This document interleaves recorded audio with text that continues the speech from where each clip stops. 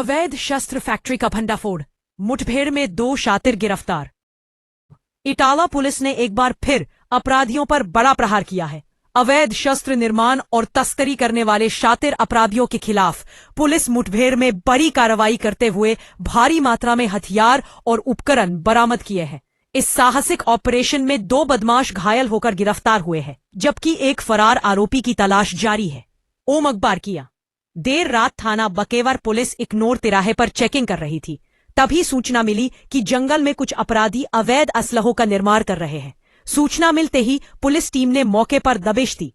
खुद को घिरता देख अपराधियों ने पुलिस पर फायरिंग शुरू कर दी। जवाबी कार्रवाई में 2 बदमाश गोली लगने से घायल हो गए, जिन्हें मौके से गिरफ्तार कर लिया गया। गिरफ्तार आरोपियों के कब्जे से कुल 25 निर्मित और अर्धनिर्मित अवैध हथियार बरामद किए गए हैं। इनमें तमंचे, पिस्टल, रिवॉल्वर, बंदूकें, जिंदा कारतूस, खोखे और हथियार बनाने के उपकरण शामिल हैं। इसके साथ ही चोरी की मोटरसाइकिल और मोबाइल फोन भी बरामद हुए हैं। पुलिस पूछताछ में आरोपियों ने कबूल किया कि वे इटावा और आसपास के जिलों में अवैध हथियारों की तस्करी करते थे। इसी मकसद से जंगल में हथियारों का निर्माण किया जा रहा था। आप हमें बता सकते हैं?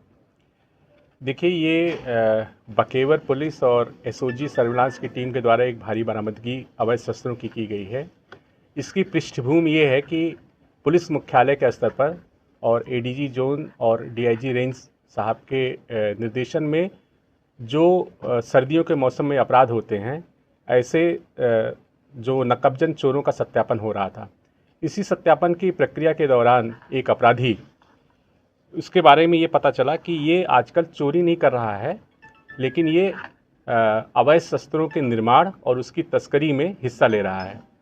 इस पर एक सटीक आपराधिक सूचना के आधार पर जब रेड किया गया तो इकनौर का एक जंगल है बकेवर थाना क्षेत्र में, वहाँ इन लोगों से मुठभेड़ हुई और इनके कब्जे से कुल 25 निर्मित और अर्धनिर्मित अवैध शस्त्र बरामद किए गए।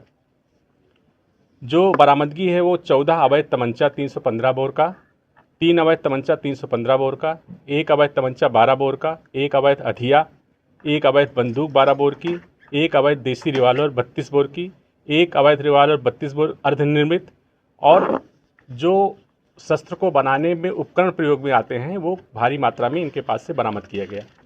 मुठभेड़ के दौरान दोनों अपराधियों के पैर में गोली लगी है और वो घायल हुए। उनको प्राथमिक उपचार करा करके जेल भेजा जा रहा है। पूछताछ में इन्होंने क्या बताया कि किस उद्देश्य से ये बनाते थे और अभी तक कहाँ जिलों में सप्लाई इन्होंने की है?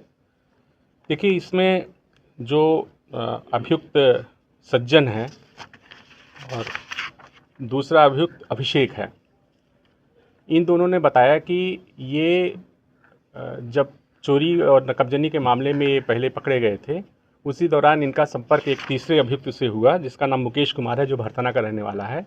इन लोगों ने प्लान किया और इन्हें लगा कि अगर हम शस्त्रों की तस्करी करेंगे और अवैध शस्त्र बेचेंगे तो काफ़ी कम लागत पे इनको भारी धनराशि बरामद मिल रही थी। उसी आधार पर इन लोगों ने इस प्लानिंग को किया और ये पूर्व में भी सज्जन का आपराधिक इतिहास रहा है। इसे एसटीएफ ने भी कमिश्नरेट कानपुर से 2016 में गिरफ्तार करके जेल भेजा है। क्या आगामी पंचायत चुनाव है उससे भी जोड़कर पुलिस देख रही है इसको? देखिए, निश्चित रूप से ये इतनी भारी मात्रा में जो बरामदगी हुई है, इसका उपयोग कहीं ना कहीं ये गलत कार्यों के लिए होता और आगामी पंचायत चुनाव को देखते हुए वास्तव में संवेदनशील था।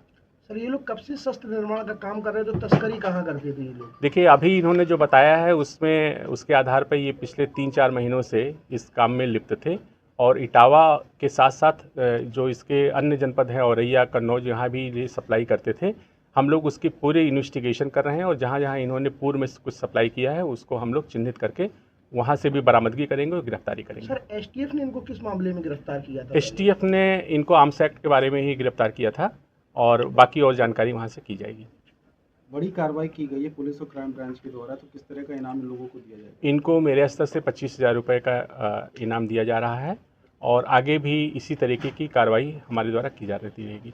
जो लोग पकड़े गए हैं या देखिए, अभी तो एक अभियुक्त का नाम पूछताछ में प्रकाश में आया है। अभी हमारी इंट्रोगेशन में जो और भी चीज़ें हैं जिसे हम आपको बाद में अपडेट करेंगे, तो इस गैंग के जितने भी लोग रहेंगे उनको सबकी अरेस्टिंग होगी, गैंगस्टर एक्ट के अंतर्गत इनकी कार्रवाई होगी और इन्होंने जो अपराध करके अवैध संपत्ति अर्जित की है उसका हम लोग जब्तीकरण करेंगे।